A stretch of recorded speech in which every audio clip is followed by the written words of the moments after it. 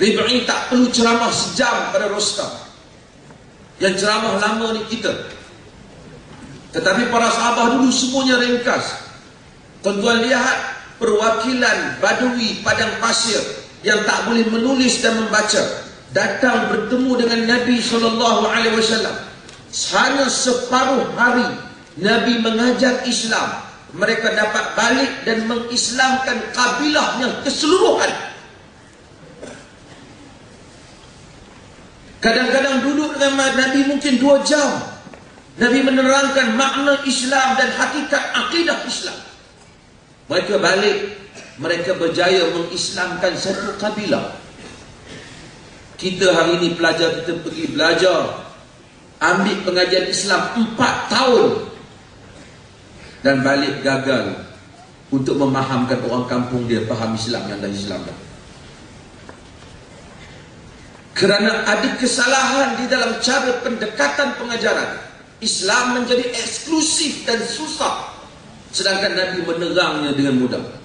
Kalau Nabi memaksa orang Badui itu faham akidah macam kita belajar akidah hari ini, dengan mengira itu dan ini, itu sifat itu dan sifat ini, tentu sampai hari ini orang Arab tak dapat disebarkan Islam. Tapi Nabi mengajar akidah dalam Qul huwallahu ahad, Allahus samad, lam yalid wa lam yulad wa lam yakul lahu kufuwan ahad. Dia balik, kabilahnya keseluruhan menjadi Islam. Pendekatan Islam yang mudah, Islam yang jelas, Islam yang tidak berputar-putar ini dibawa oleh Nabi.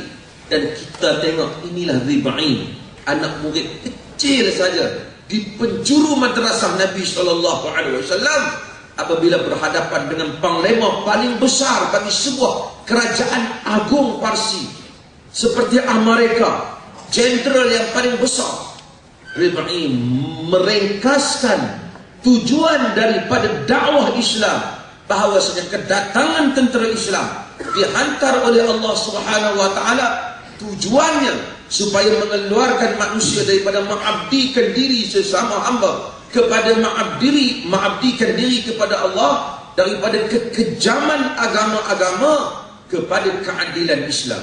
Yakni tujuan kedatangan Islam merubah sistem yang mereka pakai dan menegakkan sistem yang adil, iaitu sistem Islam.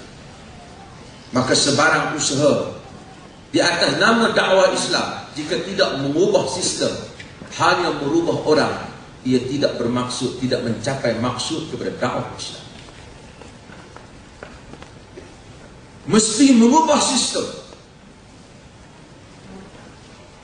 Dan daripada dunia yang sempit kepada dunia yang luas, maksudnya kepada keluasan dunia dan akhirat, daripada manusia politik ini dan rakyat biasa yang hanya merebut tampuk kekuasaan dan merebut harta dunia di dalam percaturan, kepada melihat soal kehidupan ini bukan bermula di sini, tetapi dia berlangsung sehingga pada hari akhir.